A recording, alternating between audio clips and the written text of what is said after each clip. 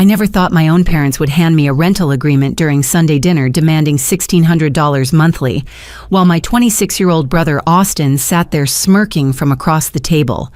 The crisp white paper felt like a slap as Dad slid it toward my plate, explaining matter-of-factly that since I had a stable nursing job at 28, it was time I contributed financially to the household.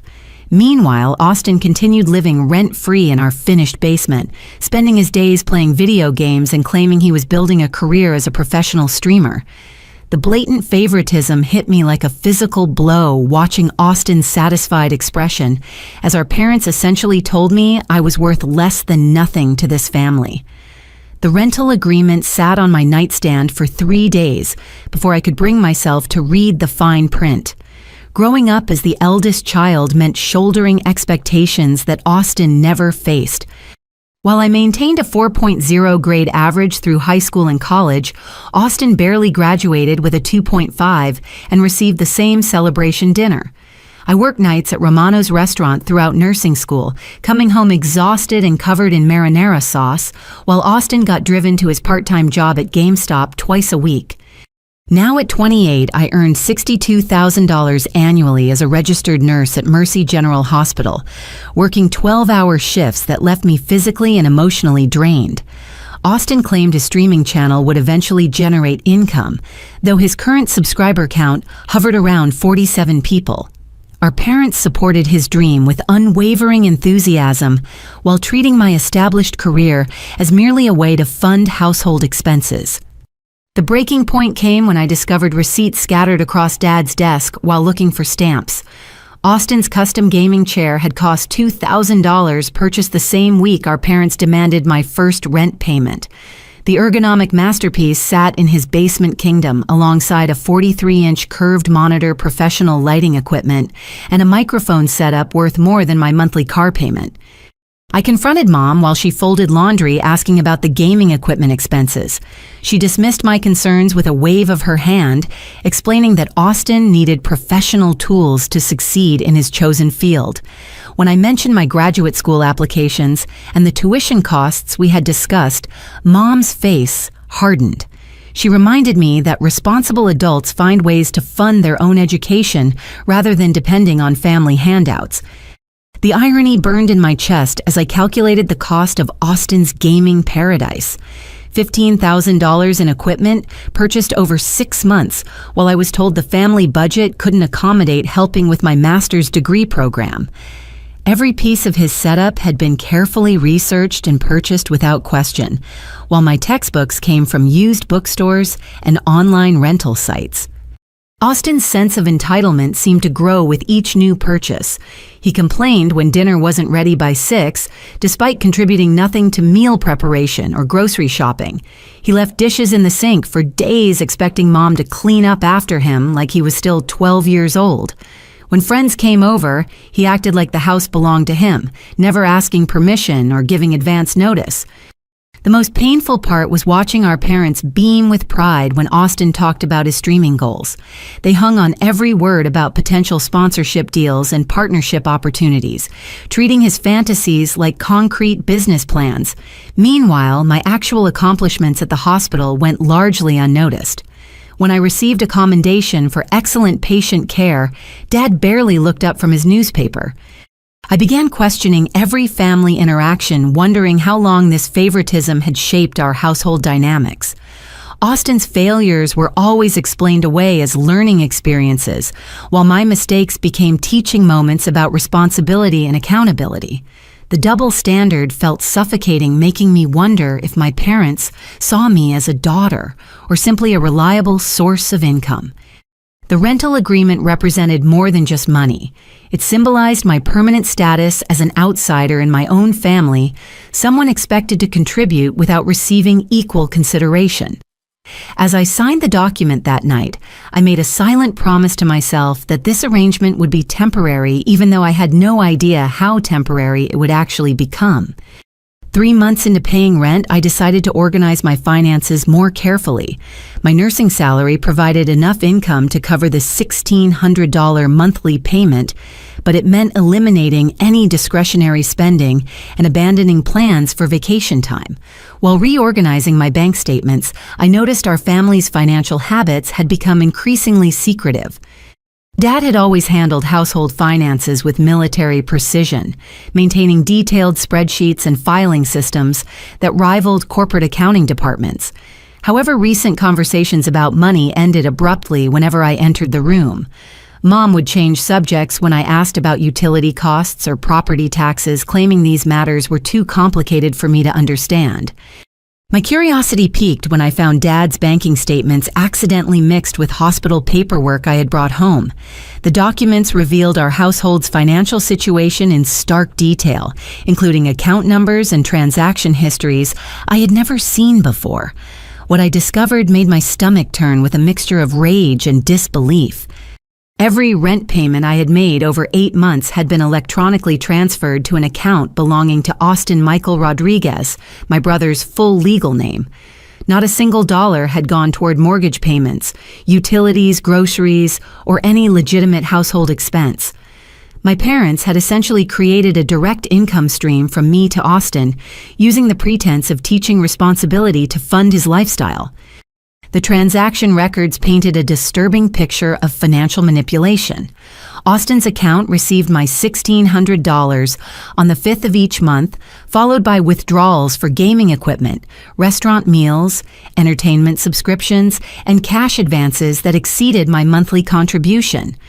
My rent money was supplementing additional funds from our parents, creating a monthly allowance that surpassed what many college graduates earned in entry-level positions.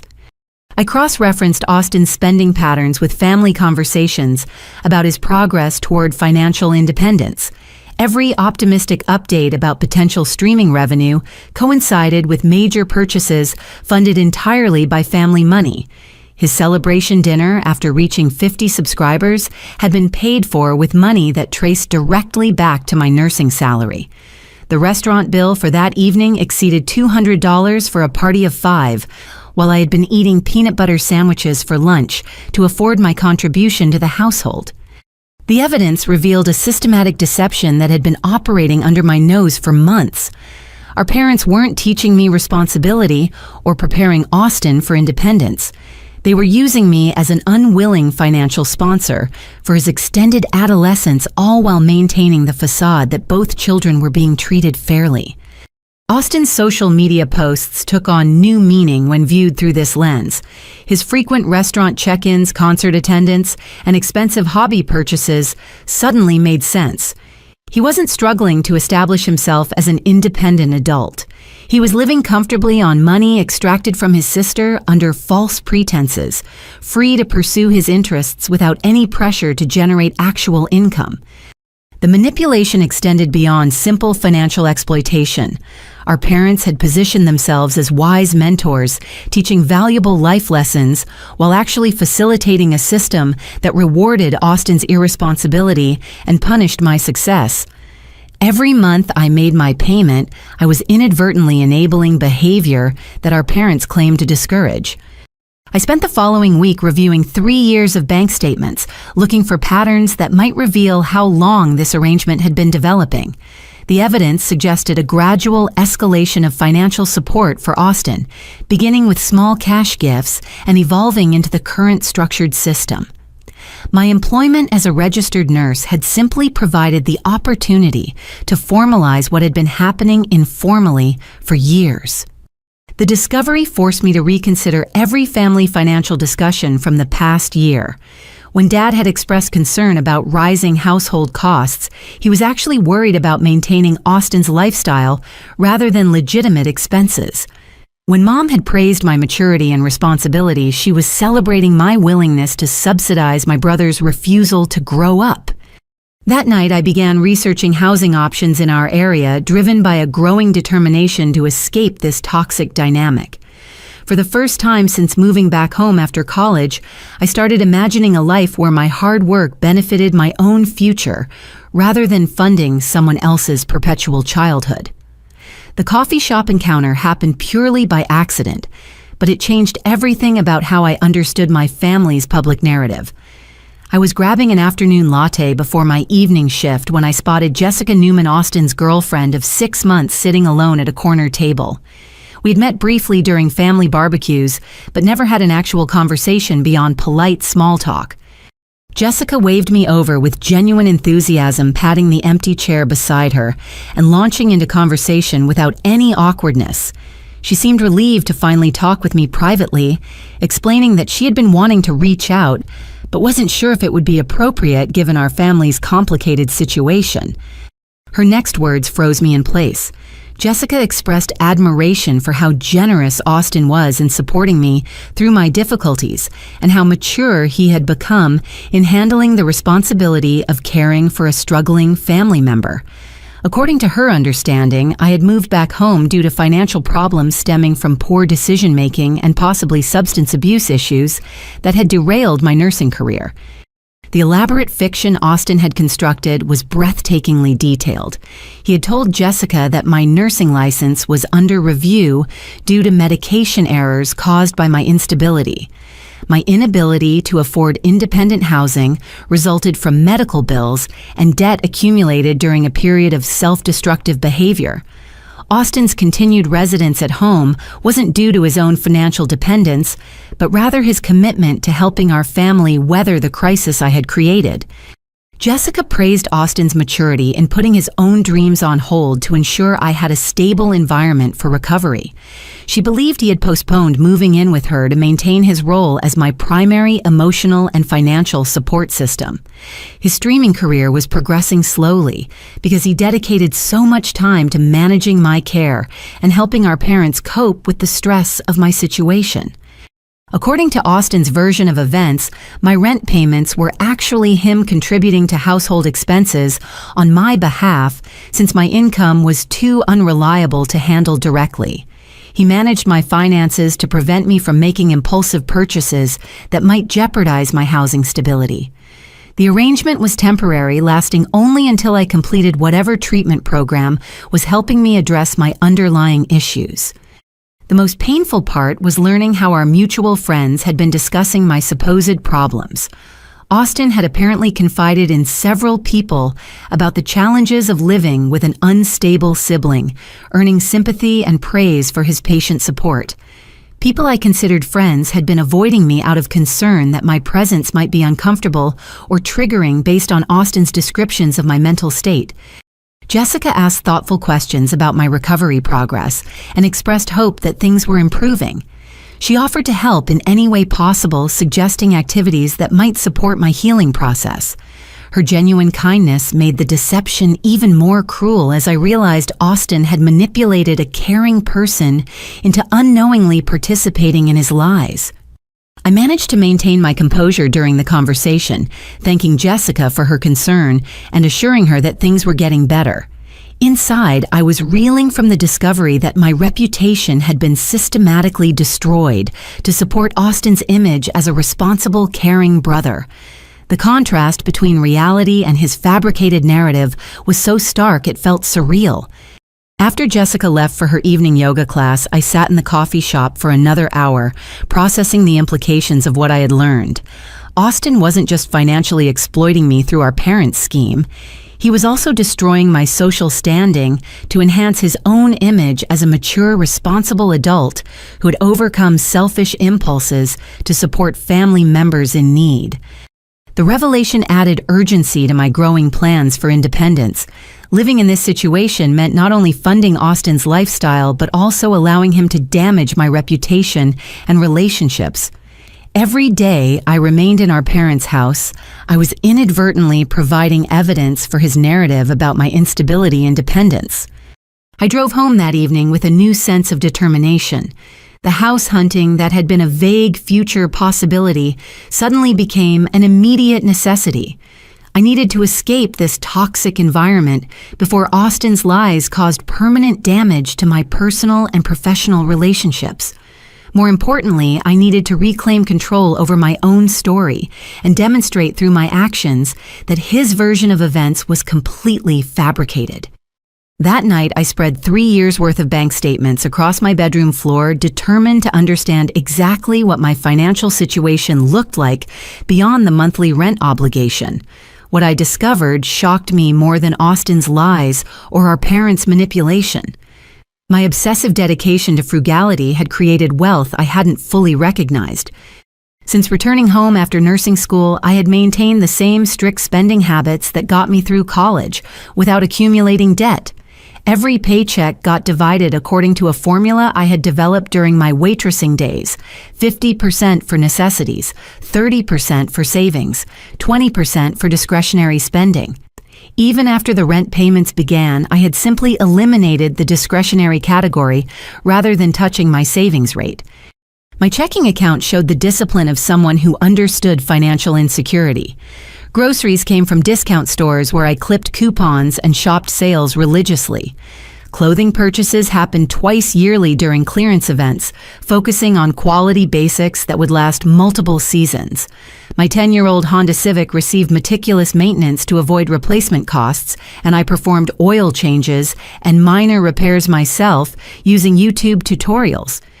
Entertainment expenses barely registered on my monthly budgets. While Austin attended concerts and sporting events regularly, I found free activities like hiking library events and community festivals. Streaming subscriptions and cable television were luxuries I had eliminated years earlier, preferring books from the public library and podcasts during my commute to work. The numbers told a remarkable story of accumulation. My primary savings account contained $43,000 built through consistent deposits over 36 months of employment. A separate emergency fund held $18,000 money I hadn't touched, despite the temptation during particularly frustrating months of paying rent to my parents.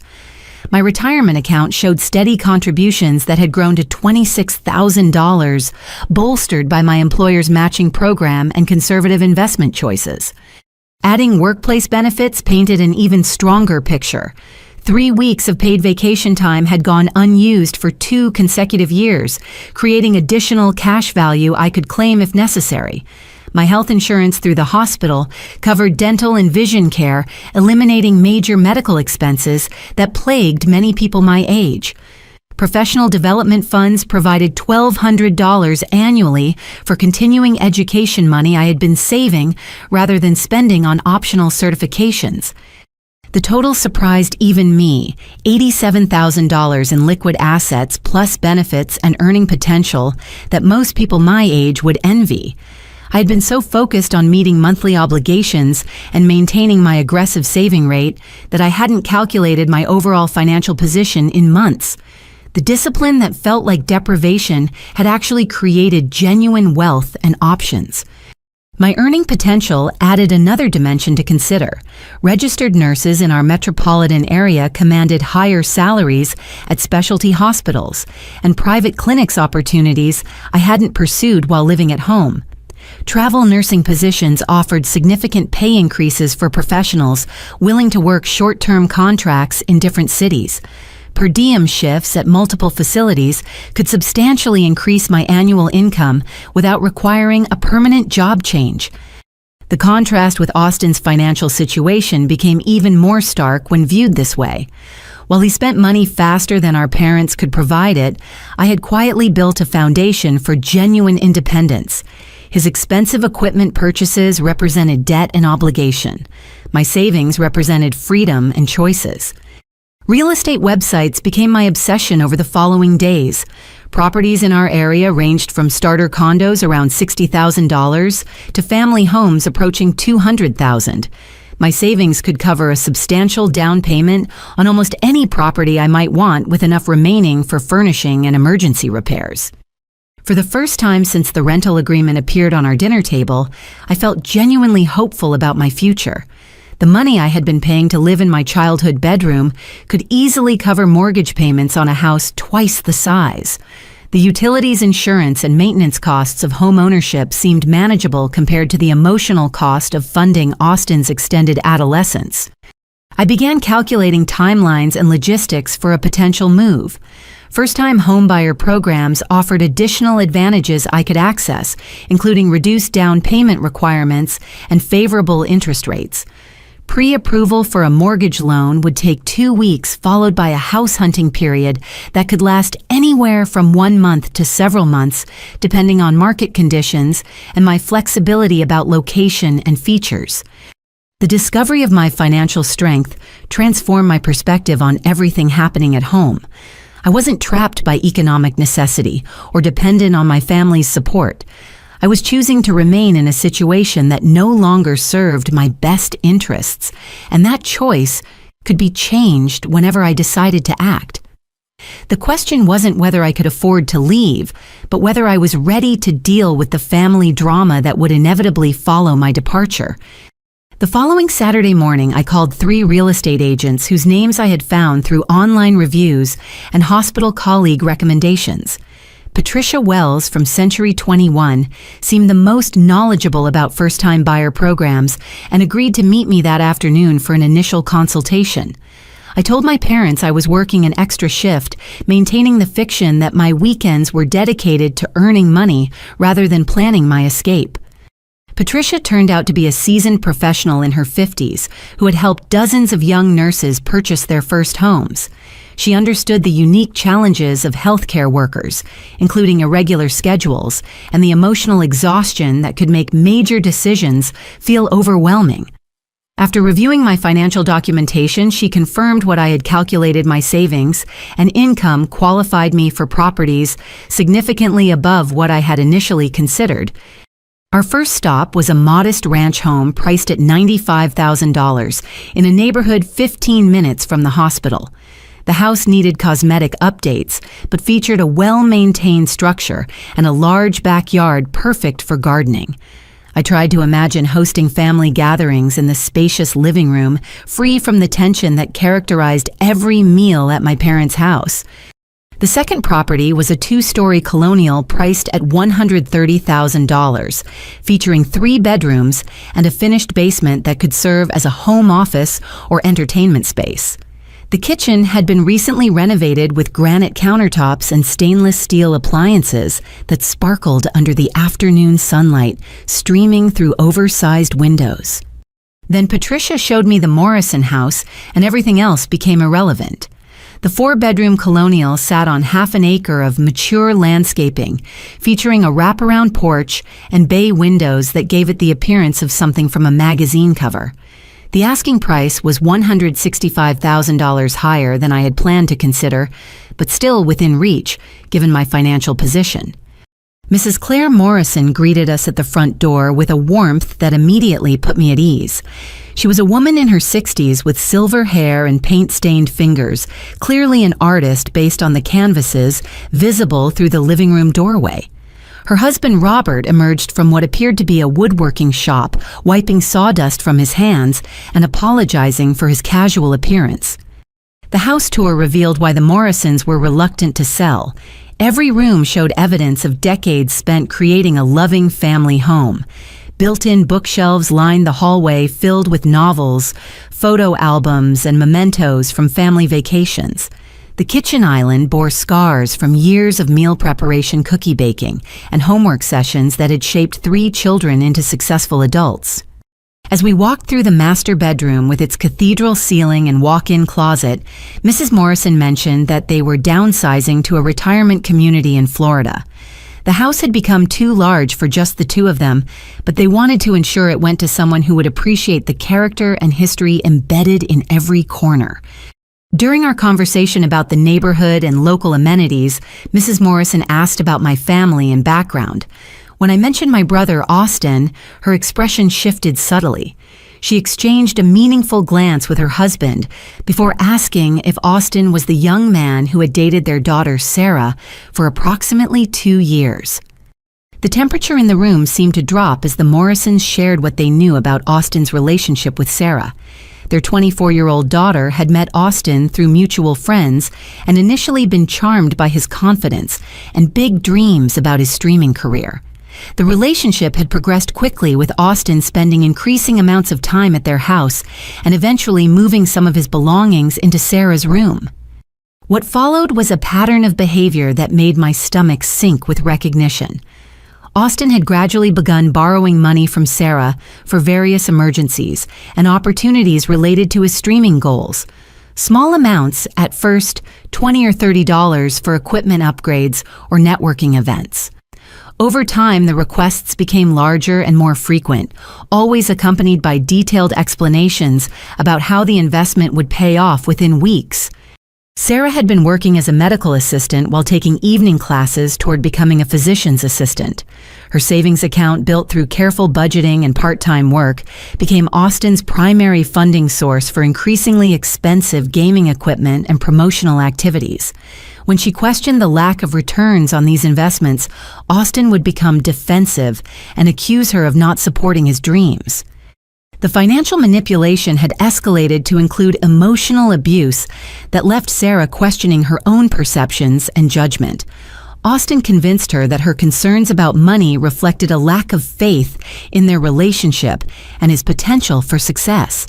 He isolated her from friends who expressed worry about his behavior, claiming they were jealous of their connection and trying to sabotage his career. The breaking point came when Sarah discovered Austin had been using her credit card information to make purchases without permission.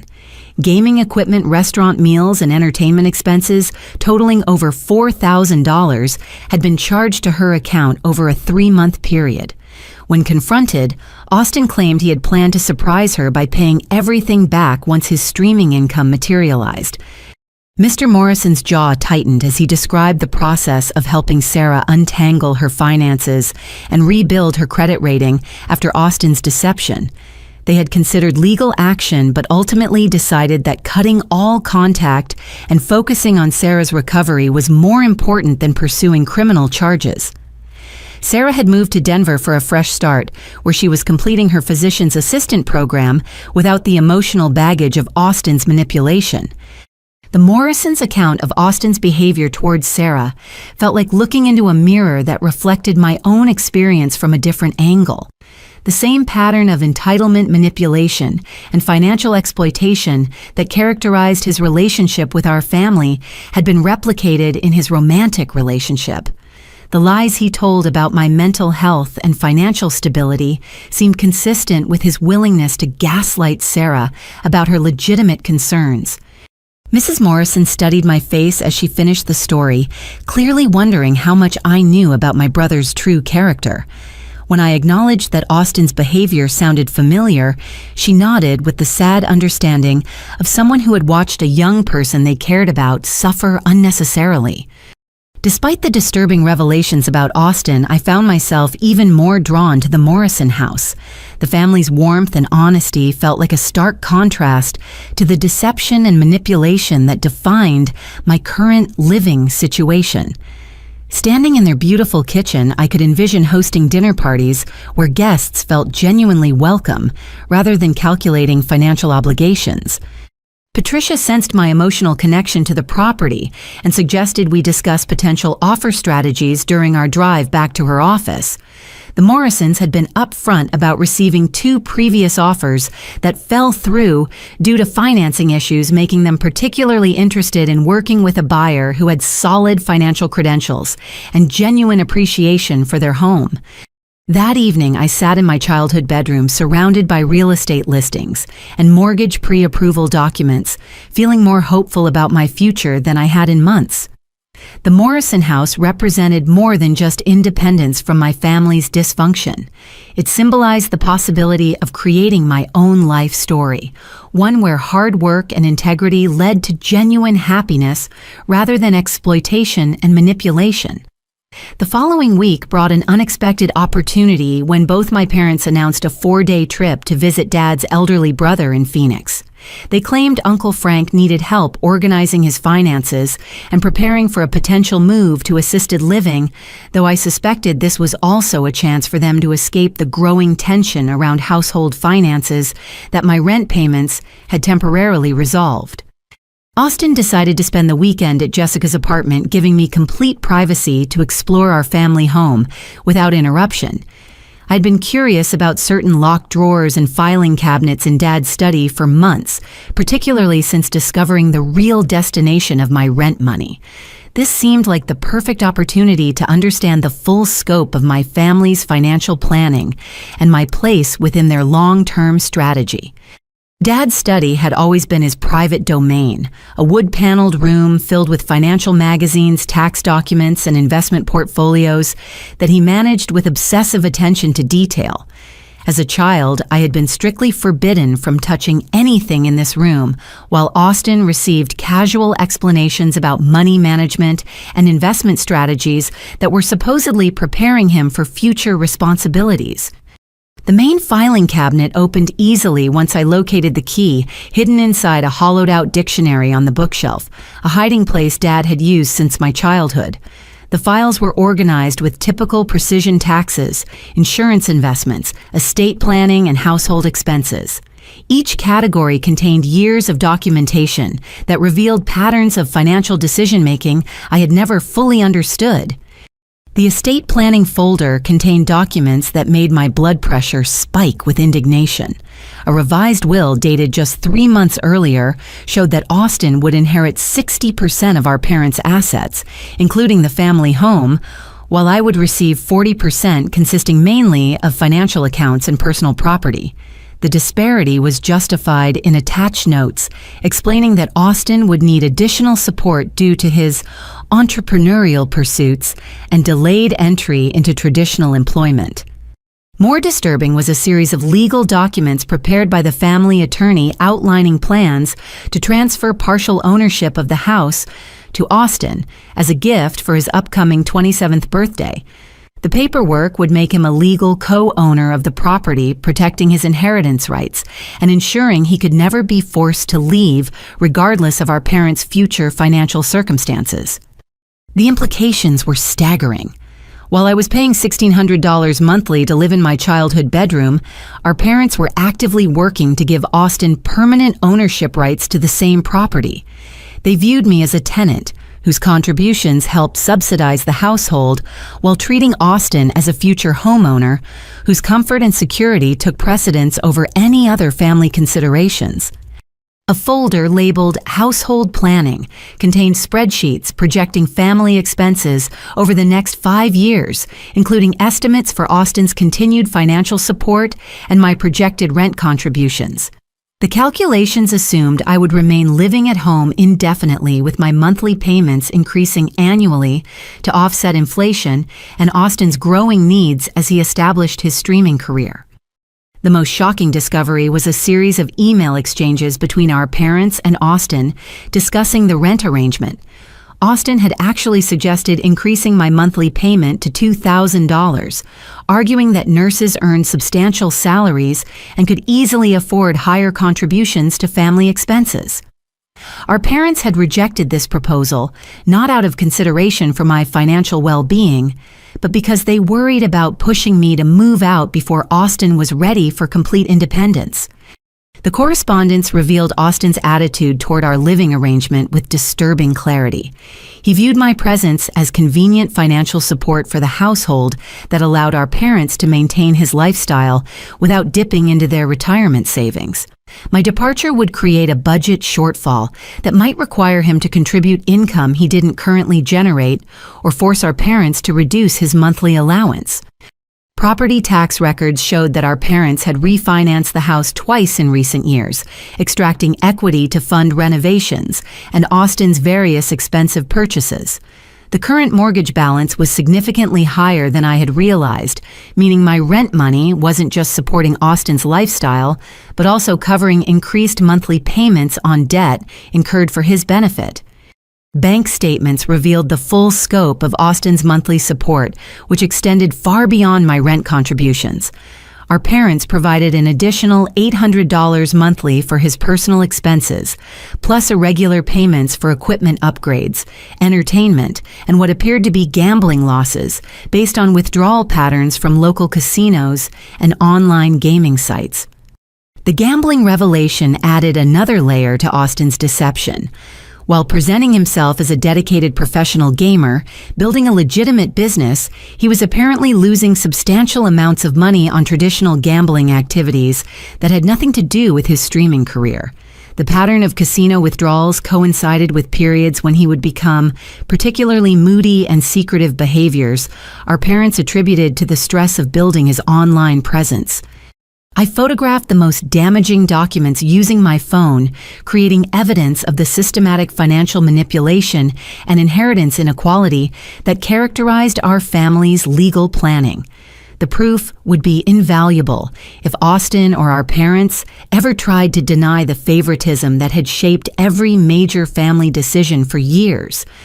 As I returned everything to its original position, I felt a mix of rage and relief.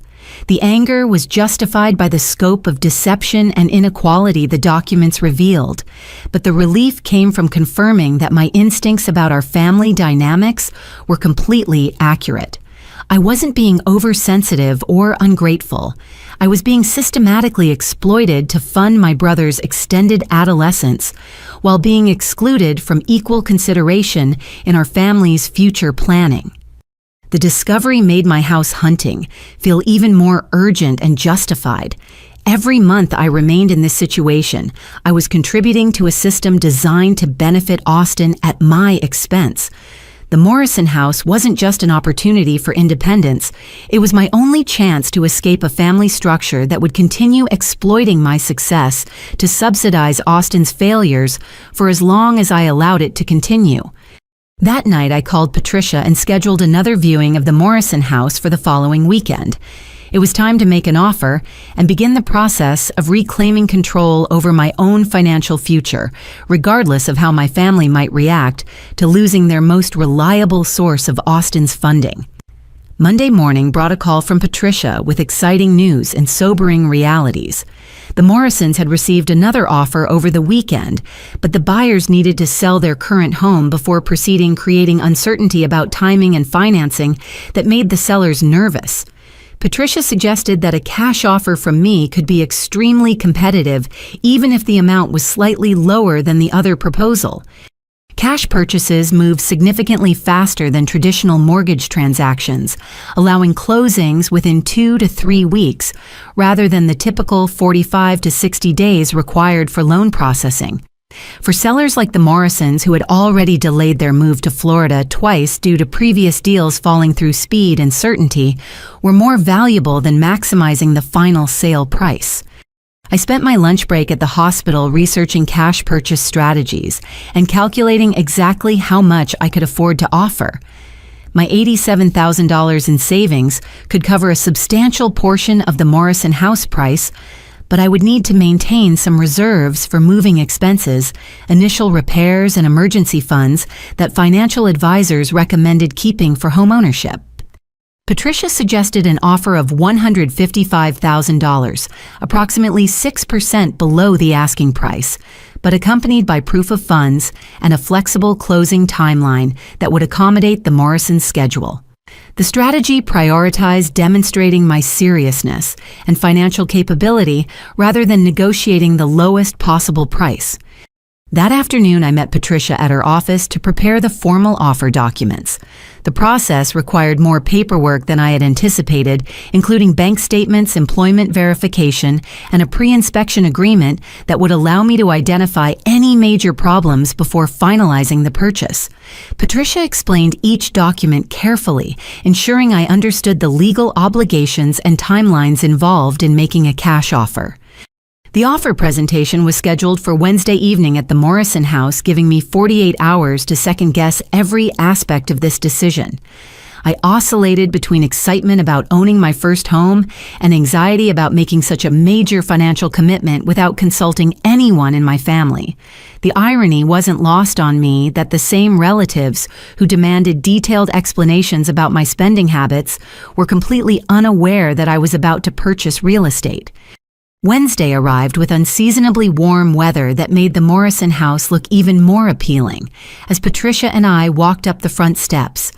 Mrs. Morrison served homemade lemonade on the wraparound porch, while her husband reviewed my offer documents with the careful attention of someone who understood the significance of this transaction for everyone involved. The Morrisons accepted my offer within 20 minutes of reviewing the terms. Mrs. Morrison's eyes filled with tears as she explained that they had been hoping to find a buyer who would appreciate the home they had spent 32 years perfecting. My nursing career and obvious emotional connection to the property convinced them that their house would be loved and maintained by someone who understood its value beyond simple real estate investment. The celebration was brief, however, as the home inspection revealed issues that would require significant additional investment. The 40-year-old electrical system needed complete updating to meet current safety codes, estimated at $18,000. The roof showed signs of wear that would require replacement within 2 years, adding another $14,000 to my projected expenses. Plumbing updates and HVAC improvements brought the total required repairs to $32,000. Patricia recommended negotiating with the sellers to reduce the purchase price or contribute toward repair costs, but I was too emotionally invested to risk losing the house over money. I agreed to proceed with the original offer price and handle all repairs myself, understanding that this decision would consume nearly my entire savings account, plus require a small personal loan to complete everything properly. The financial commitment was staggering when viewed objectively. My total investment would approach $200,000 when purchase price repairs and moving expenses were combined.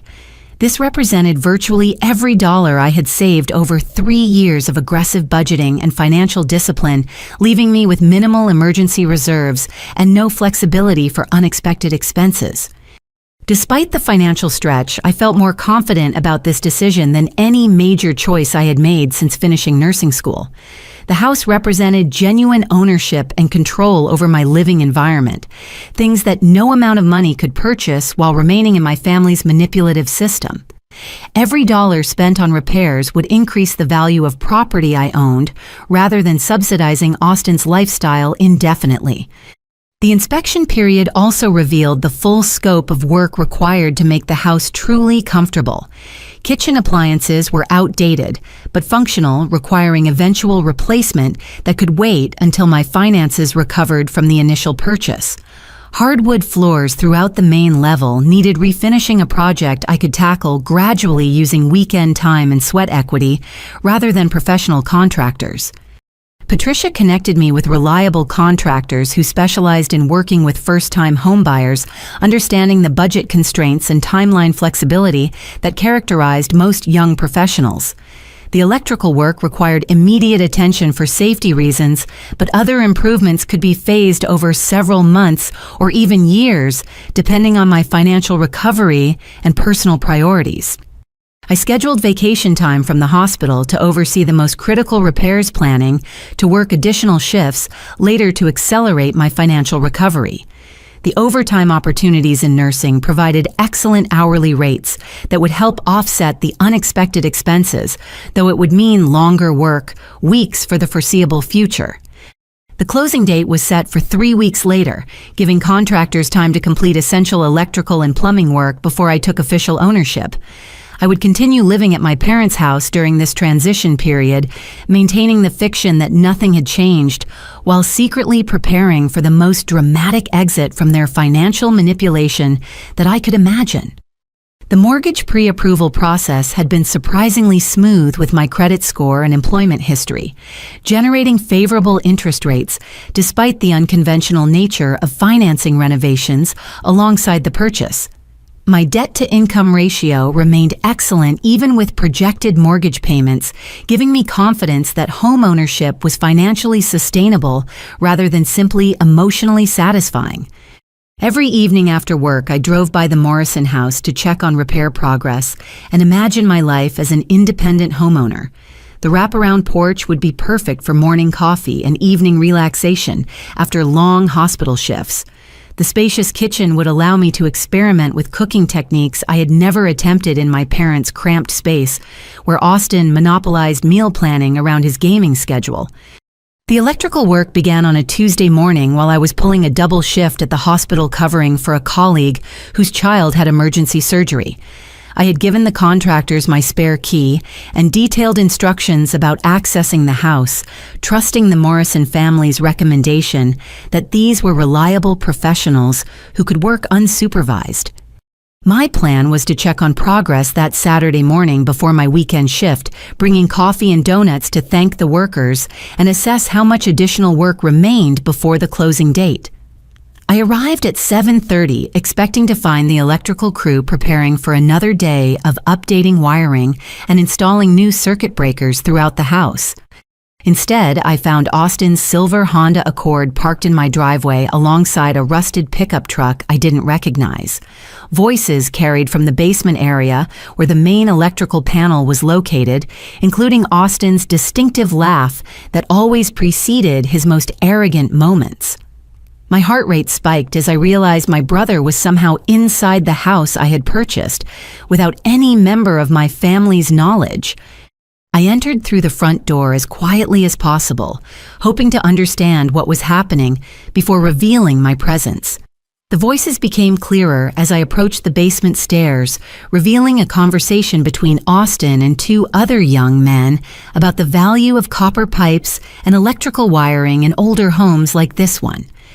The three of them were systematically removing copper plumbing fixtures and stripping electrical wire from walls, apparently believing this was an abandoned house where theft would go unnoticed.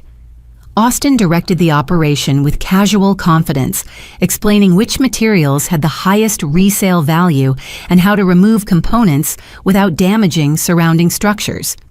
My fury reached a boiling point as I watched Austin instruct his friends to focus on the kitchen and bathroom areas where copper pipes were most accessible.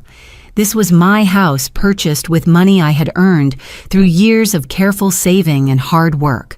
Austin was literally stealing from me while having no idea that his victim was his own sister. I descended the basement stairs with my phone already recording, capturing clear audio and video evidence of Austin's criminal activity before announcing my presence. The three men froze when they realized they weren't alone, with Austin's face cycling through confusion, recognition, and panic as he processed the implications of being caught by me in what he believed was someone else's property. "What the hell are you doing in my house?" I demanded, continuing to record as Austin struggled to formulate an explanation that might minimize his legal exposure. Austin's initial response was predictably defensive, claiming they had permission to remove materials from what they understood was a renovation project. When pressed for details about who had granted this permission, his story quickly fell apart under the weight of obvious lies and contradictions. The conversation took a dramatically worse turn when Austin, clearly panicking about the criminal implications of his situation, began accusing me of various illegal activities that might explain my presence in this house. His desperation led him to suggest that I was involved in drug dealing or prostitution accusations that revealed both his ignorance about my financial situation and his willingness to destroy my reputation to protect himself. In his frantic attempt to deflect responsibility, Austin accidentally revealed information that explained much about his recent behavior and our family's financial stress. He mentioned needing money to cover gambling debts accumulated over several months of increasingly risky betting on sports events and online casino games. The admission about gambling debts was followed by details about borrowing money from people who weren't patient about repayment schedules. Austin had apparently accumulated obligations to several individuals who were becoming increasingly aggressive about collecting what they were owed, creating pressure that had led to this desperate attempt to steal copper for quick cash. More disturbing was Austin's casual mention of taking money from Grandma Helen's Medicare checks, describing this theft as temporary borrowing that he planned to repay once his financial situation improved. He seemed genuinely surprised when I reacted with horror to this admission, apparently viewing theft from our elderly grandmother as a reasonable solution to his self-created problems. Austin's friends, who had initially seemed supportive of his leadership in this copper theft operation, began distancing themselves as they realized the full scope of his criminal activities and family dysfunction. They left quickly after Austin's revelations about gambling and elder abuse, clearly wanting no association with someone whose problems extended far beyond simple property theft. The confrontation continued for nearly an hour as I documented Austin's admissions about various illegal activities, while he alternately attempted to justify his behavior and minimize its significance. His complete lack of remorse about stealing from our grandmother was particularly disturbing, revealing a level of moral bankruptcy that exceeded even my worst expectations about his character. By the time Austin finally left, I had recorded enough evidence to support criminal charges for breaking and entering theft and elder abuse. More importantly, I had gained insight into the financial pressures that were driving increasingly desperate behavior from my brother and by extension our parents, who were apparently aware of at least some of his gambling problems. The incident transformed my understanding of why our family's financial manipulation had become so systematic and intense. Austin wasn't just irresponsible and entitled, he was actively engaged in criminal behavior that threatened the family's financial stability and legal standing. My rent money wasn't just supporting his lifestyle, it was potentially funding illegal gambling and covering debts to dangerous people. That evening, I called the contractors to assess damage from Austin's attempted theft and accelerate the timeline for essential security improvements. New locks, a security system, and motion-activated cameras became immediate priorities rather than eventual upgrades, ensuring that my property would be protected from future criminal activity by Austin or anyone else. The renovation project had suddenly become about more than creating a comfortable home. It was about establishing a safe refuge from family members whose behavior had crossed lines I hadn't imagined possible. Every dollar spent on security felt like an investment in protecting not just my property, but my sanity and safety from relatives who viewed my success as something they could exploit or destroy for their own benefit. The recording of Austin's confession about stealing from Grandma Helen's Medicare checks haunted me throughout my weekend shifts at the hospital.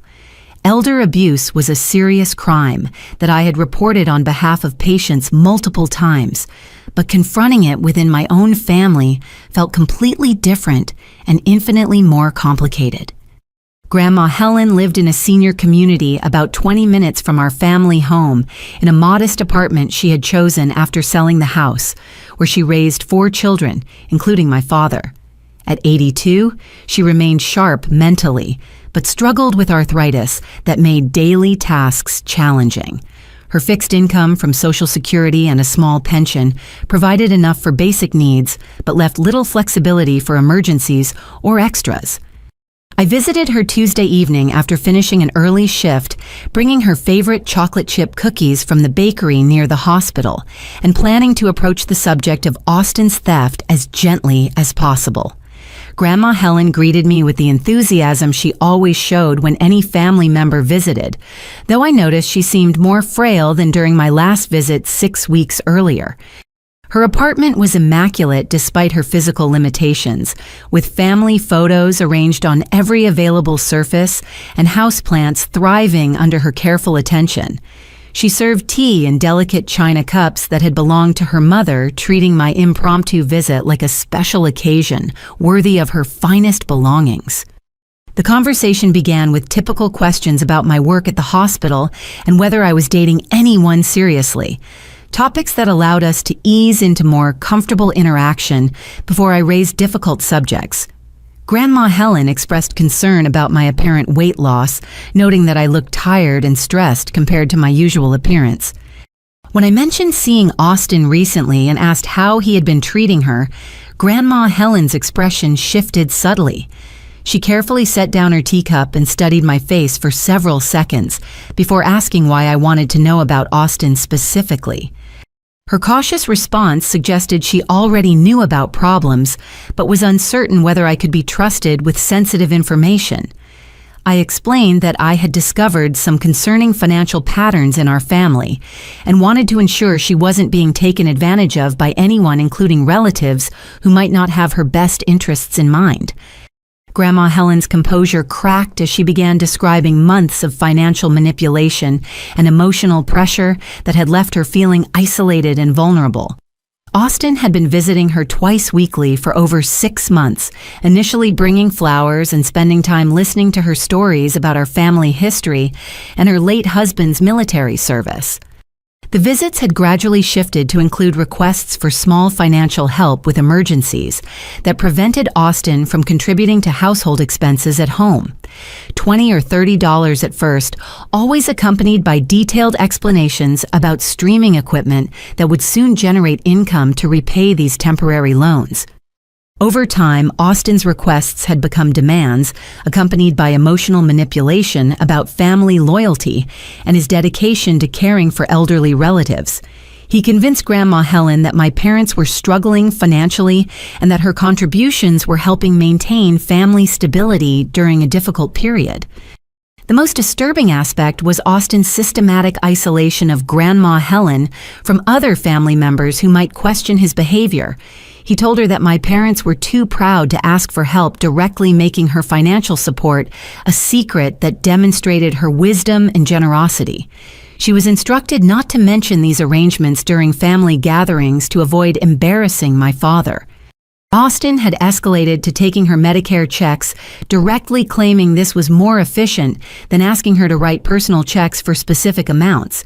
He promised to deposit the money and return any portions not needed for family expenses, but these refunds never materialized, and his explanations became increasingly vague when pressed for details. The financial abuse was accompanied by emotional manipulation that left Grandma Helen questioning her own judgment and memory. Austin would become angry when she asked about missing money, accusing her of forgetting conversations where she had agreed to these arrangements. He suggested that her concerns about finances reflected confusion that might require family intervention in her living situation. My parents' complicity became clear as Grandma Helen described phone calls where my mother had reinforced Austin's version of events without directly acknowledging the financial arrangements. Mom had assured Grandma Helen that Austin was being responsible about managing money and that her concerns probably reflected normal aging-related anxiety about finances. The implicit threat was clear. Questioning Austin's behavior could result in family members deciding she was no longer capable of independent living. This fear of losing her autonomy had kept Grandma Helen silent about theft that she recognized but felt powerless to stop. When I showed Grandma Helen the recording of Austin admitting to taking her Medicare money, her relief was immediate and overwhelming. She had been documenting the theft in a small notebook hidden in her bedroom, keeping detailed records of dates, amounts, and Austin's explanations, because she suspected the situation might eventually require proof. Her documentation was meticulous and damaging, showing a pattern of escalating theft over 8 months that totaled nearly $14,000. Austin's signatures appeared on checks he had convinced her to sign in blank, supposedly for her convenience, but actually enabling him to withdraw amounts far exceeding what she had agreed to provide. Grandma Helen had been saving additional money in a separate account that Austin didn't know existed, specifically to ensure she could survive financially if his theft left her unable to pay rent or medical expenses. This emergency fund contained $6,000 she offered to contribute toward my house renovations money she insisted on giving me to ensure Austin could never steal it. The conversation lasted nearly 3 hours as Grandma Helen shared the full scope of Austin's manipulation and our parents' enabling behavior. She expressed relief that someone finally believed her concerns and had evidence to support criminal charges if necessary. More importantly, she provided contact information for elder services and a family law attorney who specialized in financial abuse cases. These resources would be essential if Austin's behavior required legal intervention to protect Grandma Helen and potentially other elderly family members from similar exploitation. As I prepared to leave that evening, Grandma Helen made me promise to keep her updated about my house purchase and to visit regularly once I moved out of my parents' home. She understood that my independence would protect me from the same financial manipulation she had endured, and she wanted to ensure our relationship could continue without interference from relatives whose behavior had become increasingly problematic. The drive home gave me time to process the full implications of what I had learned. Austin's criminal behavior extended beyond simple theft to include systematic abuse of a vulnerable elderly person who trusted him completely. The pattern suggested he would continue escalating his exploitation unless forced to stop through legal consequences or complete removal of his access to potential victims. The evidence I had gathered about Austin's criminal behavior and our parents' financial manipulation required careful strategic planning before any confrontation could occur. I needed to control the timing and circumstances of revealing what I knew to maximize the impact while protecting myself from potential retaliation or attempts to discredit my discoveries. My first step was creating a comprehensive backup of all evidence, including photographs of legal documents, recordings of Austin's confessions, copies of Grandma Helen's financial records, and bank statements showing the flow of my rent money directly to Austin's account. I stored copies with Patricia, my real estate agent, and mailed additional sets to my personal attorney and a trusted colleague at the hospital. The house closing was scheduled for the following Friday, giving me exactly 1 week to execute a plan that would demonstrate my financial independence while exposing the systematic deception that had characterized our family's financial relationships for months. The timing felt perfect. I would own my new home before revealing anything that might prompt desperate attempts to sabotage my escape from their manipulation.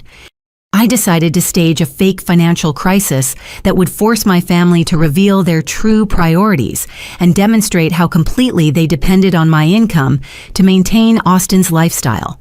The plan required convincing acting and careful attention to details that would make my supposed employment problems seem realistic and urgent. Tuesday morning, I called in sick to work something I had done only twice in 3 years of hospital employment. I spent the day researching common reasons for nursing license suspensions and creating a believable narrative about medication errors that might result in temporary employment termination. The story needed to be serious enough to justify immediate financial consequences, but not so severe that it would damage my actual professional reputation. That evening, I returned home looking appropriately distressed and requested a family meeting to discuss a serious situation that had developed at work. My parents and Austin gathered in the living room with expressions ranging from mild concern to annoyance at having their evening routines interrupted for what they assumed would be another one of my responsible adult problems. I began with a carefully rehearsed explanation about a medication error I had allegedly made during a particularly busy shift the previous week. According to my fabricated story, I had administered the wrong dosage of insulin to a diabetic patient, resulting in a dangerous blood sugar crisis that required emergency intervention. The patient had recovered completely, but hospital administration was conducting a formal investigation that could result in my termination and potential nursing license suspension. My parents' initial reaction was exactly what I had expected: immediate concern about how this crisis might affect our household finances, rather than worry about my professional reputation or emotional well-being. Dad's first question was whether I would be able to continue working during the investigation, while Mom asked about the timeline for resolving the situation and returning to normal income levels. Austin's response revealed his complete ignorance about my actual value to the family's financial stability. He suggested that losing my nursing job might be a good opportunity for me to explore other career options that didn't require such long hours and stressful working conditions. His casual dismissal of my profession demonstrated that he had no understanding of how much money I contributed to maintaining his lifestyle.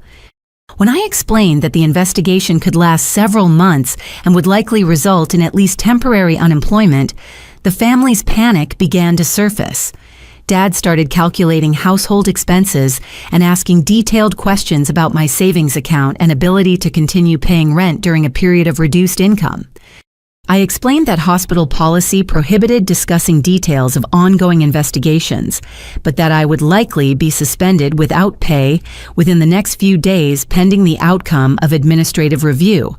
My savings account could cover personal expenses for several months, but continuing to pay $1,600 monthly for rent would quickly exhaust my emergency funds. The suggestion that I might need to temporarily reduce or eliminate my rent payments triggered immediate objections from both parents. Dad explained that household expenses had been carefully budgeted around my monthly contribution and that any reduction would require significant lifestyle adjustments that would be difficult to implement quickly. Mom's response was even more revealing as she suggested that I should consider taking out a personal loan to maintain my rent payments during the unemployment period. According to her reasoning, my good credit rating and eventual return to nursing employment would make loan payments manageable while protecting the family from financial disruption during my temporary crisis. Austin's contribution to this discussion demonstrated his complete disconnection from financial reality and his sense of entitlement to continued support regardless of circumstances. He suggested that I should use this unemployment period to help with household management and cooking, essentially providing unpaid domestic labor in exchange for the privilege of continuing to pay rent while jobless. The most shocking moment came when Mom suggested that I should contact our extended family members for financial assistance during this difficult period. She specifically mentioned asking Grandma Helen for help, apparently unaware that I knew about Austin's theft from our elderly grandmother. The casual suggestion that I should exploit the same vulnerable relative, Austin, had been stealing from revealed the moral bankruptcy that characterized our family's approach to financial problem solving. When I expressed reluctance to burden Grandma Helen with my employment problems, Dad became defensive about the family's financial situation and explained that everyone needed to contribute according to their abilities during challenging times. His lecture about family responsibility felt particularly hypocritical, given that Austin had never contributed anything beyond consuming resources provided by others. The conversation continued for over an hour as my parents alternately expressed concern about my professional situation and calculated strategies for minimizing the financial impact on their household budget. Their primary focus was clearly on maintaining Austin's lifestyle rather than supporting me through a legitimate career crisis, confirming every suspicion I had developed about their priorities and values. Austin's behavior during this discussion was particularly infuriating as he offered advice about job hunting strategies and career alternatives while remaining completely oblivious to the irony of an unemployed person giving employment advice. His suggestions included pursuing online certification programs in fields like social media management and digital marketing areas, where his own expertise consisted entirely of failure and debt accumulation. By the end of the evening, my family had revealed their complete financial dependence on my income and their willingness to sacrifice my long-term financial stability to maintain short-term household stability. They viewed my employment crisis as an inconvenient disruption to their carefully orchestrated system of wealth transfer from me to Austin, rather than a legitimate family emergency requiring mutual support and understanding. The fake crisis had accomplished exactly what I hoped, forcing my family to show their true priorities while creating the perfect setup for revealing my actual financial situation and independence. Friday's house closing would provide the dramatic contrast between their perception of my helplessness and the reality of my carefully planned escape from their manipulation. As I lay in bed that night, I felt a mixture of sadness and anticipation about the confrontation that would inevitably follow my revelation. The sadness came from confirming that my family valued my financial contributions more than my personal well-being. The anticipation came from knowing that in 4 days I would own my own home and could begin building a life based on mutual respect rather than systematic exploitation. Friday morning arrived with the crisp October air that made everything feel like new beginnings were possible.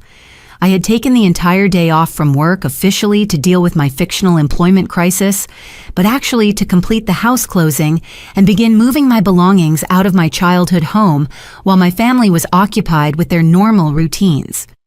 The closing appointment was scheduled for 10 in the morning at the title company office, where I would sign final paperwork and receive keys to my new home. Patricia had arranged for the essential utilities to be transferred into my name, effective immediately ensuring I could begin moving in that afternoon without delay. The ceremony was surprisingly emotional, with Mrs. Morrison presenting me with a handmade welcome gift, consisting of homemade preserves and a set of kitchen towels embroidered with seasonal designs. She hugged me tightly before handing over the keys, expressing confidence that their beloved family home would be cherished by someone who understood its significance. By noon, I was standing in my own kitchen surrounded by boxes I had secretly packed over the previous week and stored in Patricia's office to avoid detection. The sense of ownership felt surreal after months of paying rent to live in my childhood bedroom while being treated like an unwelcome burden rather than a contributing family member. I had arranged for professional movers to handle my furniture and larger belongings, scheduling them to arrive at my parents' house at 2 in the afternoon, when Dad would be at work and Mom would be at her weekly book club meeting. Only Austin would be home to witness my departure, which felt appropriate given that he was the primary beneficiary of the financial arrangement I was permanently ending. The moving truck arrived precisely on schedule with 2 efficient workers who had clear instructions about which items belonged to me and needed to be loaded. I had prepared a detailed list and marked everything with colored tape to avoid any confusion or arguments about ownership of shared household items. Austin emerged from his basement kingdom looking confused and annoyed by the noise and activity disrupting his gaming session. His confusion transformed into alarm as he realized that my belongings were being systematically removed from the house rather than rearranged or temporarily relocated. "What the hell is going on? Why are these guys taking your stuff?" Austin demanded, apparently unable to process the obvious explanation for professional movers loading my furniture into a truck. I maintained my composure while directing the workers, explaining calmly that I was moving into my own place and would no longer be living at home. Austin's reaction suggested he had never seriously considered the possibility that I might leave, despite months of tension about the rent arrangement and household dynamics. His initial disbelief gave way to panic as he began calculating the financial implications of losing my monthly rent contribution. Austin started asking frantic questions about my timeline for moving out and whether this was a temporary arrangement that might be reversed if my employment situation improved. When I explained that the move was permanent and that I had purchased my own house, Austin's expression cycled through disbelief, confusion, and growing anger. He accused me of lying about my financial problems and demanded to know where I had gotten money for a house purchase if I was supposedly facing unemployment. The conversation attracted attention from neighbors who were curious about the moving activity, providing an audience for Austin's increasingly erratic behavior as he processed the reality of my departure. His volume increased as he became more agitated, drawing stares from people walking their dogs and working in their yards. I remained calm and professional while explaining that my employment situation had been resolved more quickly than anticipated and that I had decided independent living was the best solution for everyone involved. Austin wasn't satisfied with these general explanations and demanded specific details about my house, its location, and how I had managed to qualify for a mortgage. When I mentioned that I had purchased the house with cash rather than financing, Austin's reaction escalated to shouting about my supposed deception and fraud. He accused me of hiding money and lying about my financial situation to avoid paying higher rent or contributing more to household expenses. The irony of Austin accusing me of financial deception while he had been stealing my rent money and committing crimes against our grandmother was almost comical. I maintained my composure while he ranted about family loyalty and responsibility, knowing that his anger stemmed from realizing his primary funding source was disappearing permanently. By 3:30, the movers had loaded everything I owned and were ready to transport it to my new address. Austin stood in the driveway looking shell-shocked as the full impact of my departure became undeniable. His comfortable lifestyle depended entirely on my financial contributions, and he had never developed any backup plan for supporting himself independently. I left a sealed envelope on the kitchen counter addressed to our parents containing a brief letter explaining that I had moved out and would contact them soon to discuss the change in living arrangements. I deliberately provided no details about my new address or contact timeline, wanting to control when and how additional family conversations would occur.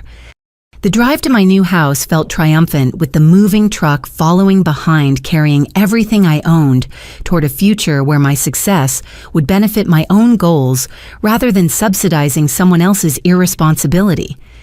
The autumn landscape looked particularly beautiful, as if the universe was celebrating my escape from a toxic situation that had been limiting my potential for growth and happiness. Unloading my belongings into rooms that belonged entirely to me felt like emerging from a prison sentence I had been serving without realizing the full extent of my confinement. Every piece of furniture looked better in my new space, as if it had been waiting for a setting where it could be appreciated rather than merely tolerated. That evening, I sat on my wraparound porch with a glass of wine, watching the sunset paint my neighborhood in golden light, while my phone buzzed with increasingly frantic messages from Austin and my parents. I had turned off the ringer and would respond to their communications when I felt ready to engage with their shock and anger about my independence. The silence felt luxurious after months of walking on eggshells to avoid triggering arguments about money responsibility and family obligations. My new home offered peace that I hadn't realized was missing from my life, along with the satisfaction of knowing that every dollar I spent on mortgage payments and maintenance was building equity in property I owned, rather than funding someone else's extended adolescence. Sunday evening brought the inevitable family confrontation I had been anticipating since moving out 3 days earlier. My parents had left multiple voicemails demanding immediate explanations for my sudden departure, while Austin had sent a series of increasingly desperate text messages about household financial obligations and my responsibility to provide advance notice before making major life changes. I had chosen to respond by inviting them to dinner at my new house, giving them my address, and suggesting they arrive at 6 o'clock for what I described as an important family discussion. The invitation was deliberately casual in tone, providing no hints about the evidence I had compiled or the confrontation they were about to experience.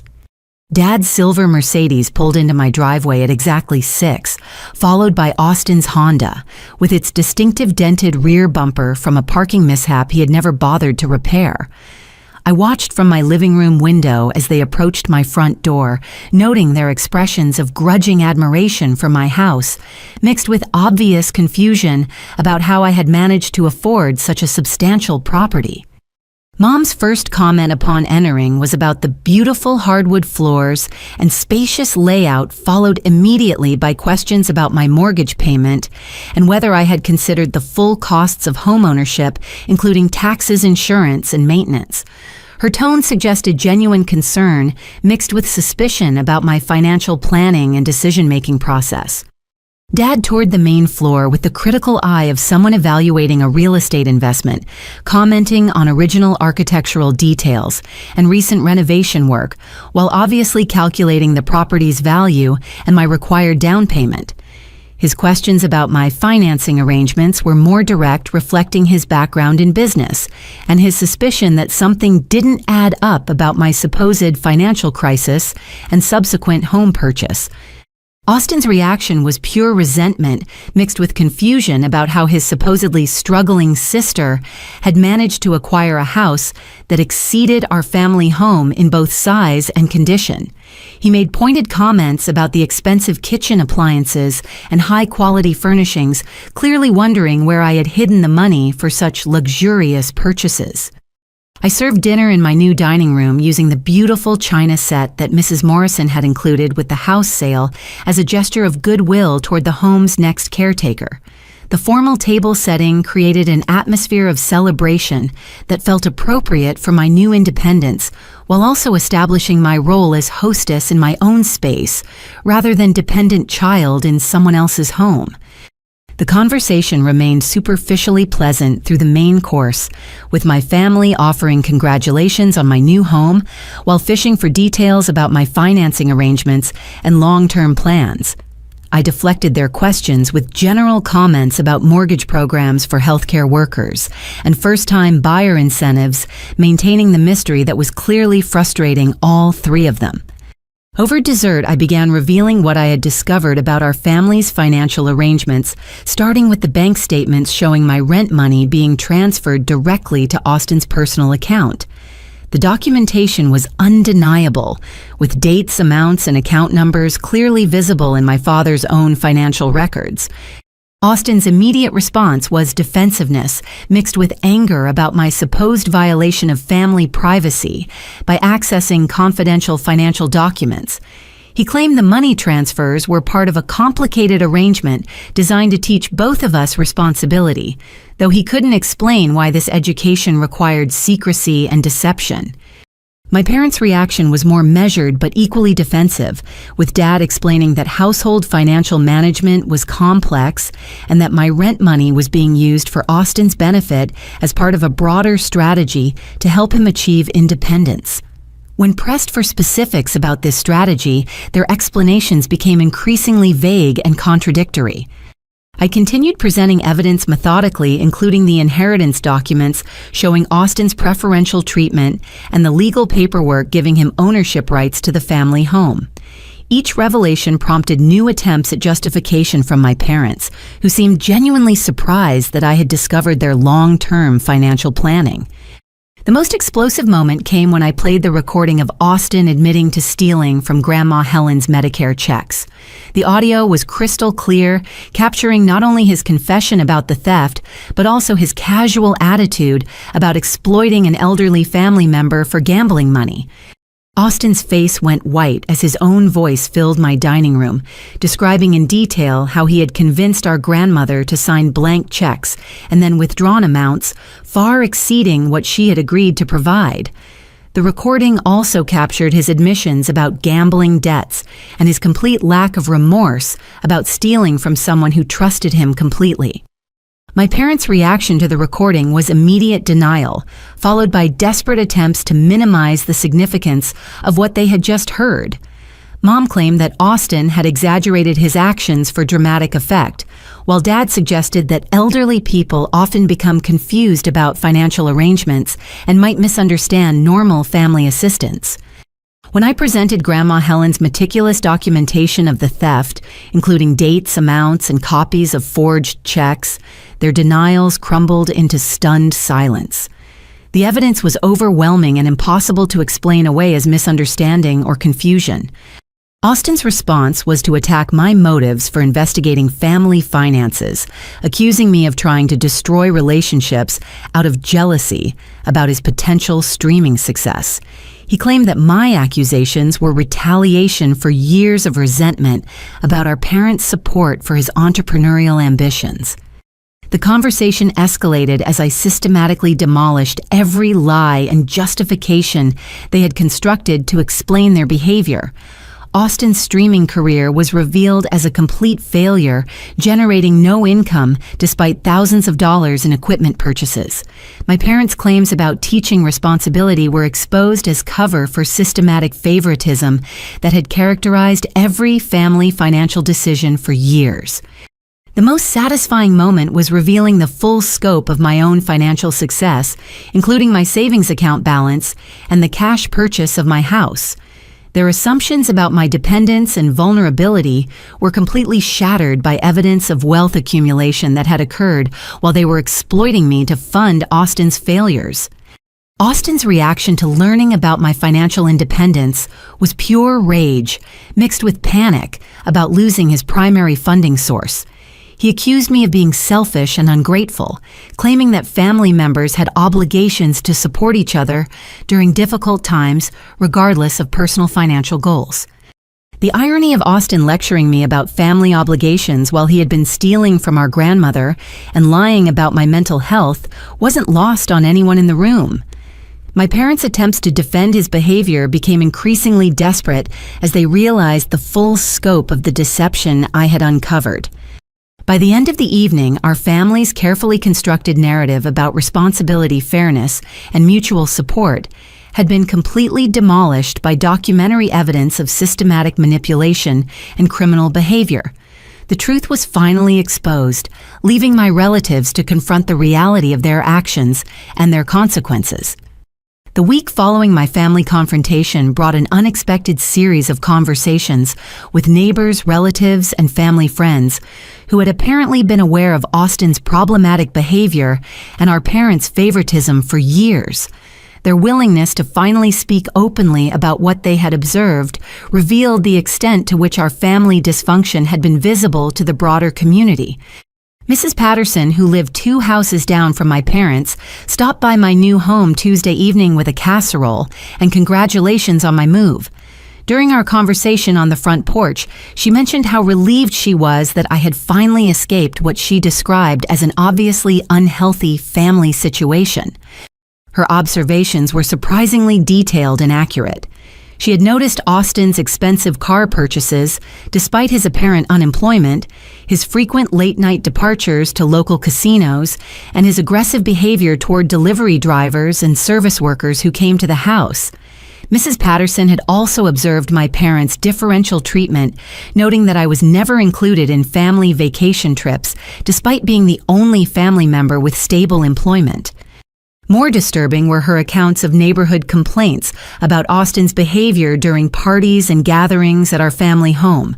Multiple residents had contacted my parents about noise violations, property damage, and suspicious activities involving Austin's friends. These complaints had been dismissed or ignored, creating ongoing tension between our family and the surrounding community. Thursday brought a visit from my cousin Jennifer Dad's brother's daughter, who had driven 3 hours from Cincinnati, specifically to talk with me about recent family developments. She had heard about my house purchase through our extended family network and wanted to understand what had prompted such a dramatic change in my living situation. Jennifer's perspective on our family dynamics was illuminating and validating. She described years of family gatherings where relatives had privately discussed their concerns about Austin's treatment of me and our parents' obvious favoritism. Extended family members had noticed that I was excluded from gift-giving traditions, family photos, and celebration events that included Austin as the honored guest.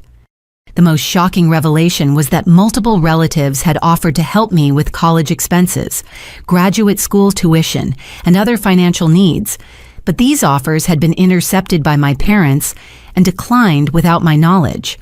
Uncle Richard had specifically set aside money to support my nursing education, only to be told that I preferred to maintain my independence and didn't want family assistance.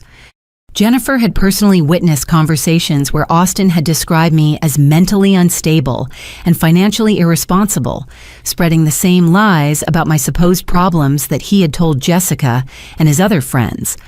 These character assassinations had been accepted by family members who rarely saw me at gatherings due to my work schedule and my parents' apparent reluctance to include me in family activities. Weekend brought contact from Dr. Sarah Morrison, the daughter of the family who sold me my house calling from Denver, where she was completing her physician assistant program. She had heard about my house purchase from her parents and wanted to express support for someone who had escaped the same family manipulation she had experienced with Austin. Sarah's account of her relationship with Austin provided additional context for understanding his pattern of exploitation and abuse. The financial manipulation I had discovered was consistent with his treatment of her, including the same lies about temporary emergencies and future income that would justify immediate financial support. More importantly, Sarah described the systematic isolation and emotional abuse that had accompanied Austin's financial exploitation.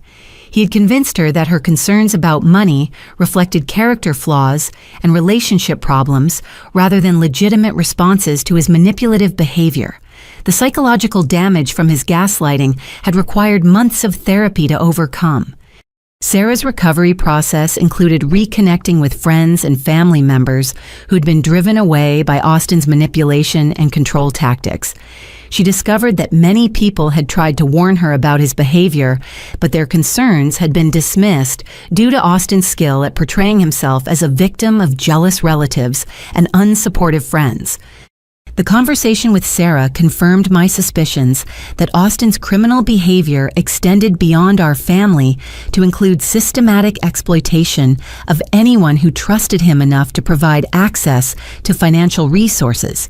His theft from our grandmother and manipulation of our parents represented a pattern of behavior rather than isolated incidents of poor judgment. Monday evening brought the most surprising visit of all, Father Michael from St. Catherine's Catholic Church, where our family had attended services sporadically throughout my childhood. He had heard about recent developments through the parish community and wanted to offer support during what he understood was a difficult period of family transition. Father Michael's perspective on our family situation was both compassionate and direct. He had observed our parents' differential treatment of their children during church events and community activities, noting that Austin's behavior problems had been consistently excused while my achievements had been minimized or ignored. The priest had also received reports about Austin's gambling activities from parishioners who had encountered him at local casinos and card games. These observations had prompted pastoral conversations with my parents about enabling behavior and the importance of accountability in family relationships, discussions that had apparently been dismissed or ignored. Most significantly, Father Michael had been contacted by our grandmother about Austin's theft and the family's refusal to address his criminal behavior.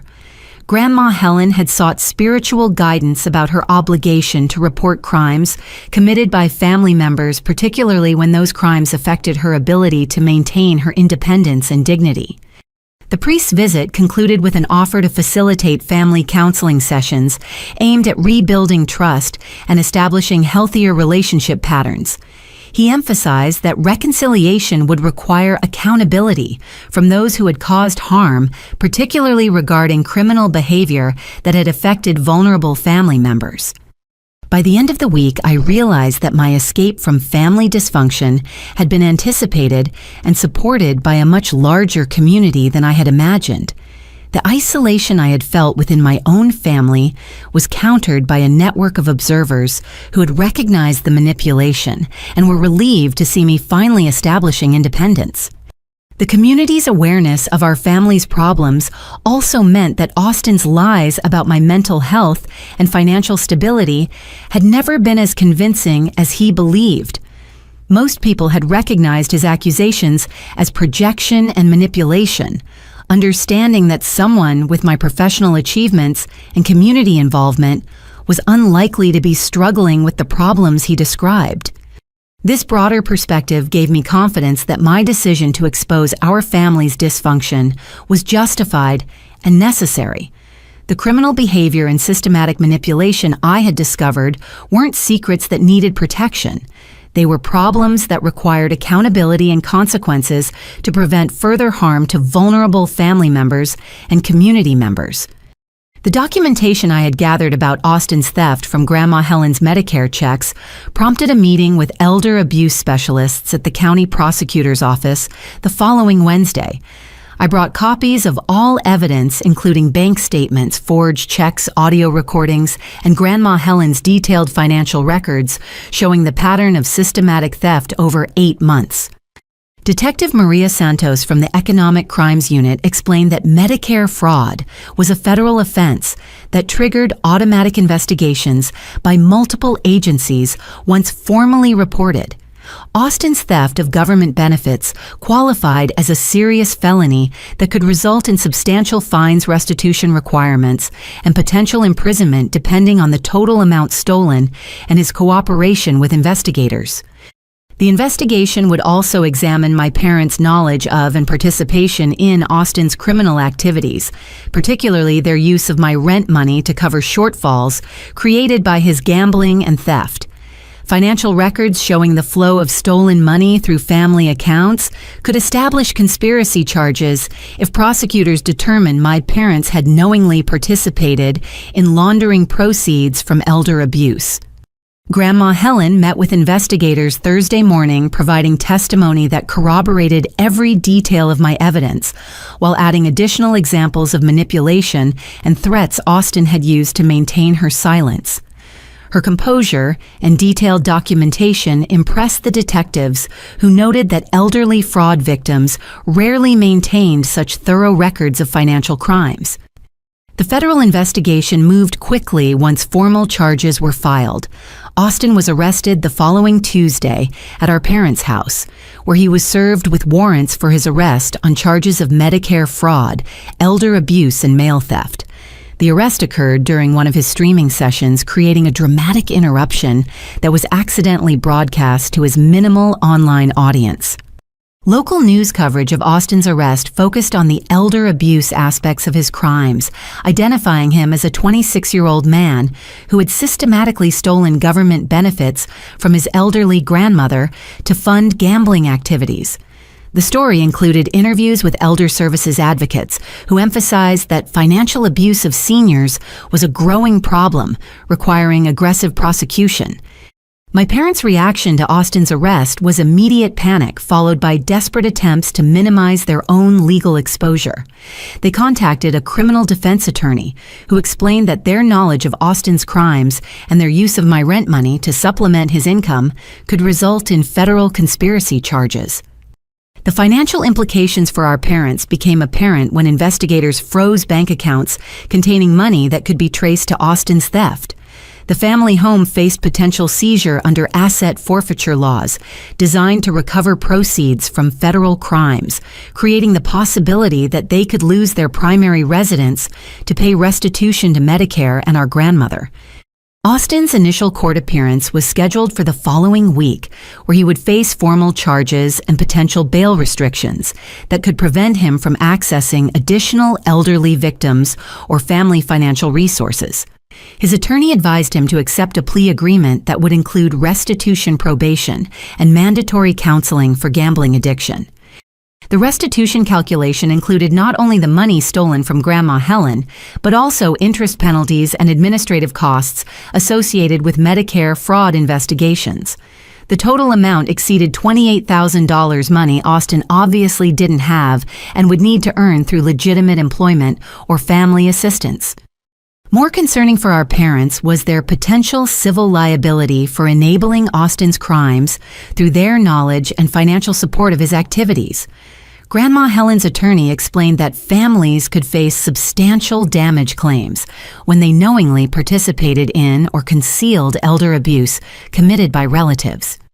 The investigation also triggered reviews of Austin's other relationships and financial activities, including his exploitation of Sarah Morrison and any other individuals who might have been victimized by similar manipulation and theft. Federal investigators were particularly interested in his gambling patterns and whether his debts had motivated additional criminal behavior. Austin's gambling addiction became a central focus of the legal proceedings, with prosecutors arguing that his crimes were motivated by escalating debts to dangerous individuals who demanded immediate repayment.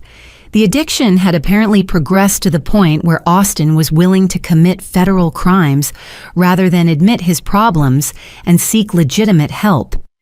Court-ordered financial disclosure revealed the full scope of Austin's debts, which included obligations to legal and illegal gambling operations, totaling over $45,000.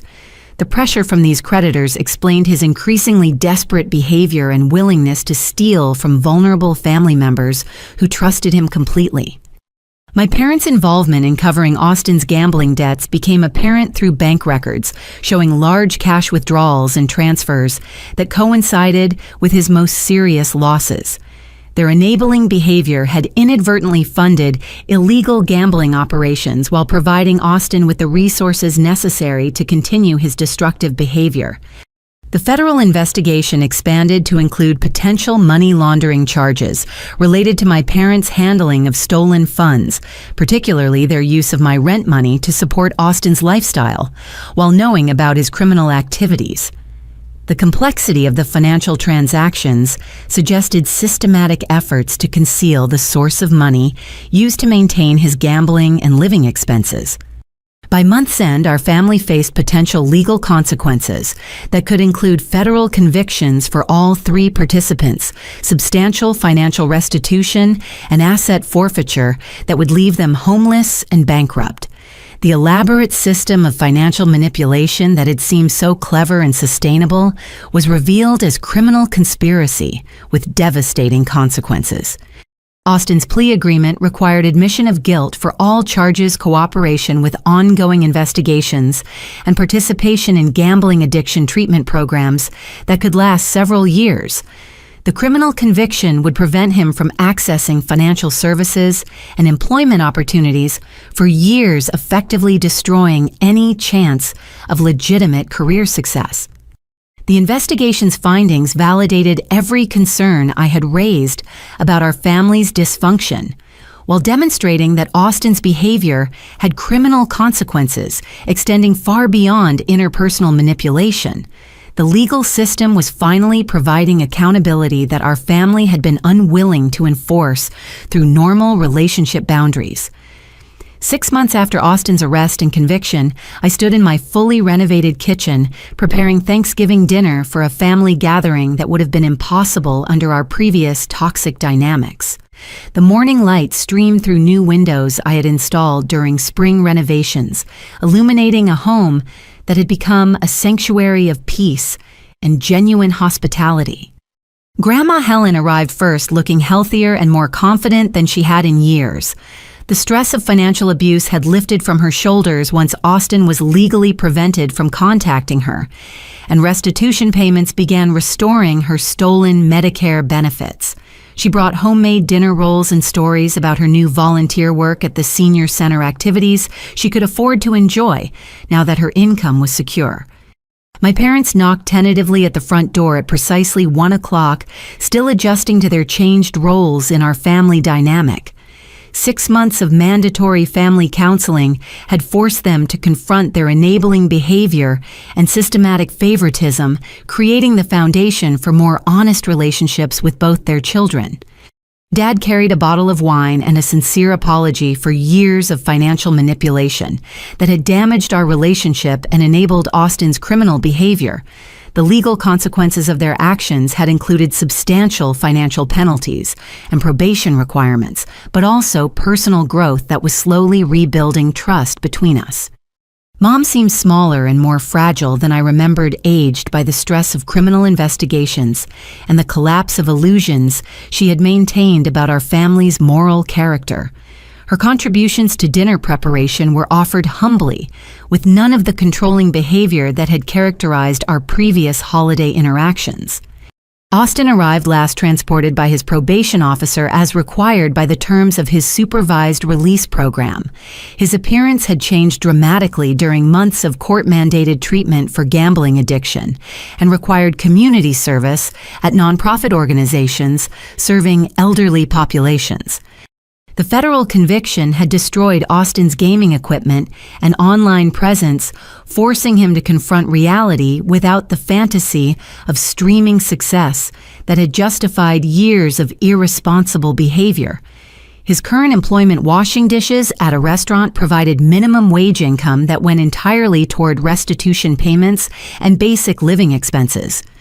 More importantly, Austin's participation in cognitive behavioral therapy and addiction counseling had begun addressing the underlying psychological problems that had manifested as entitlement manipulation and criminal behavior.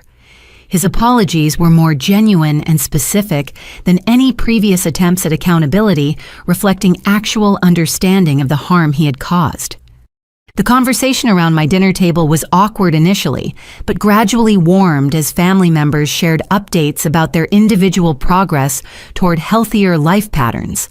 Austin discussed his work with elderly clients through his community service program, describing how their stories had helped him understand the impact of elder abuse from victims' perspectives.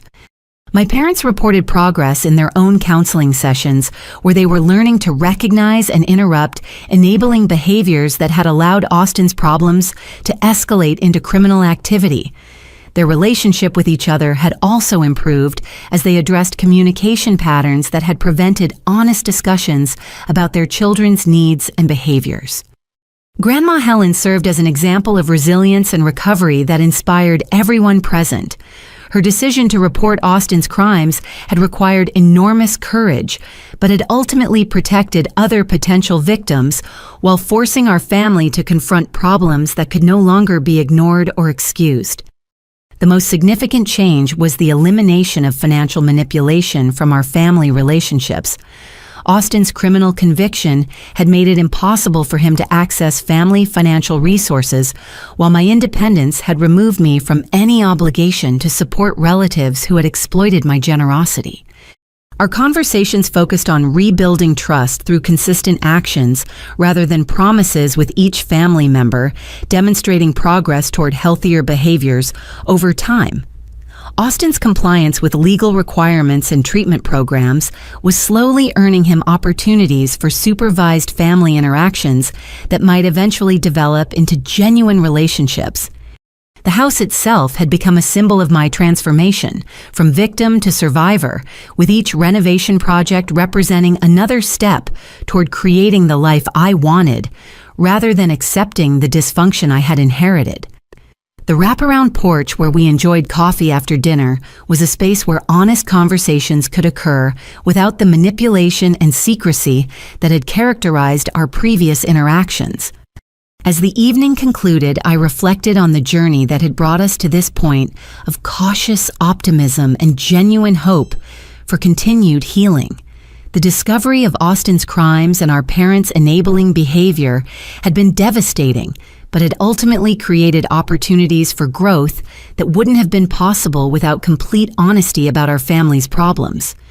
Austin's legal consequences would continue for years, but his participation in treatment programs and genuine efforts toward accountability suggested that recovery was possible, even after serious criminal behavior.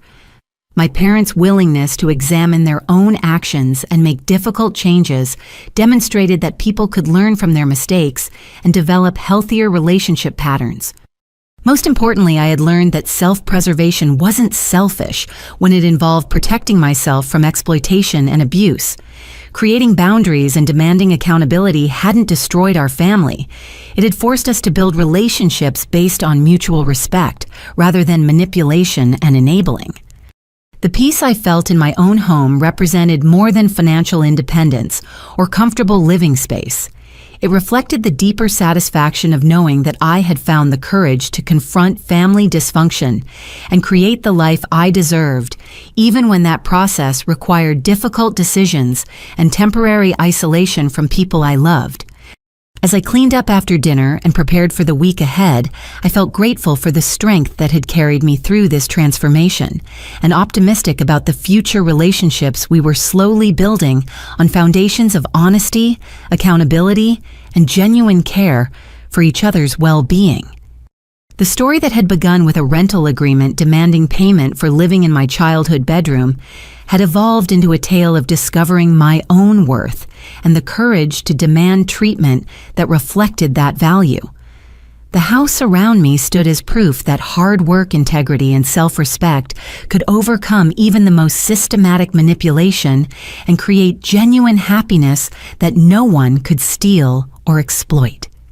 Have you ever found yourself in a situation where family members took advantage of your success or generosity? How did you handle setting boundaries with relatives who seem to value your contributions more than your well-being? I'd love to hear your thoughts and experiences in the comments below. If this story resonated with you, please give it a like and subscribe for more content about overcoming family dysfunction and building healthy relationships. And don't forget to share this with anyone who might need encouragement to prioritize their own well-being and create the life they deserve. Thank you for taking this journey with me, and I hope you find the courage to choose yourself when others won't choose you first.